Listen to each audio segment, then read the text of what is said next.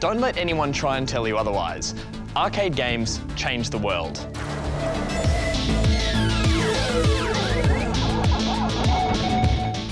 In their golden age, the fever around games like Space Invaders was so hot, there was actually a coin shortage in Japan. And while here some students just skip school for another session, being a coin jockey was a badge of honour. Even now, the impact of arcade games can be felt. They've influenced movies, music, TV and art. But what is it that made the arcades such a phenomenon? Sure, they became more complicated, but arcade games were always simple at their core. At the most, you'd have a joystick and a couple of buttons.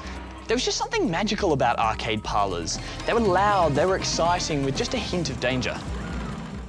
It was Pong that really kick-started things. In 1972, creators Al Alcorn and Nolan Bushnell managed to get their simple tennis game into just 2 sites, a petrol station and a bar. But these were soon overflowing with coins, and before you knew it, Pong was replacing pinball machines around the world. 2 years later, and Tank became the first to use ROM chips. It was another breakthrough. Graphics started to look like real objects for the first time. In 1978, and hot on the heels of Star Wars and a new fascination with everything galactic, Space Invaders became a major hit. Compared to Pong, it was complicated. For the first time, the enemies in the game seemed alive. They'd advance on Earth faster and faster as you defended it.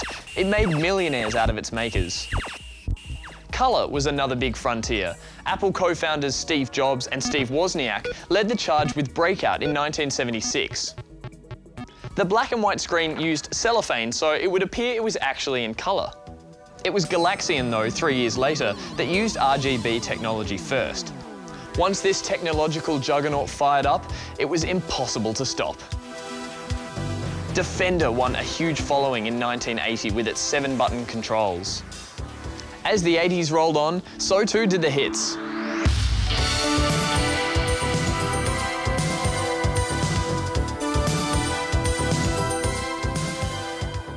Pac-Man, Missile Command, Joust, Xevious, Pole Position, Frogger and 1942 all had gamers daydreaming. Having a high score at your local arcade won you some pretty serious kudos, and being able to put your name right there on the screen was a pretty empowering feeling.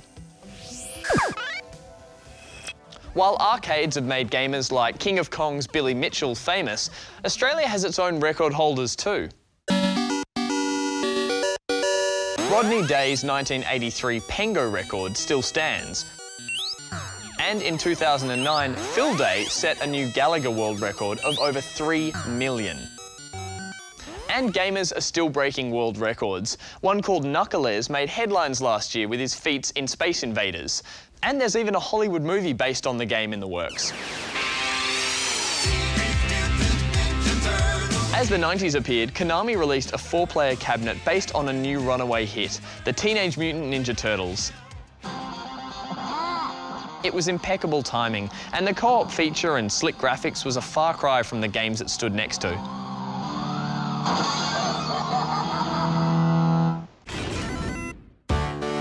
Then came a stand-up fighter that won a following around the world. And it's a following that's as committed today as it was back then. The game was, of course, Street Fighter 2.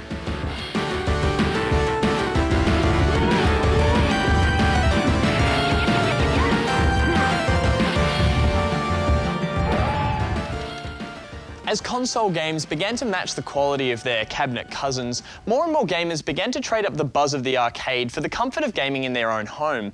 And it was going to take something special to spark a revival. Along with Ryu and Ken, arcades were fighting back to stay alive through the 90s. Games like Daytona USA and Virtua Cop were big coin spinners thanks to the strong emphasis on their unique control experiences that still couldn't be matched at home. One of the biggest issues facing parlour operators, aside from the console wars, was the price of the machines themselves.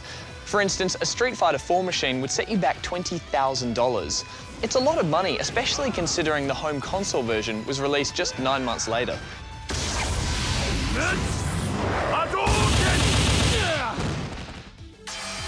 You could say the age of arcades surpassing consoles is pretty much over. You're always going to find nicer graphics, deeper stories, and arguably better value at home with a console game. but there's still no denying the excitement and the energy, not to mention the nostalgia, you'll get at the arcades.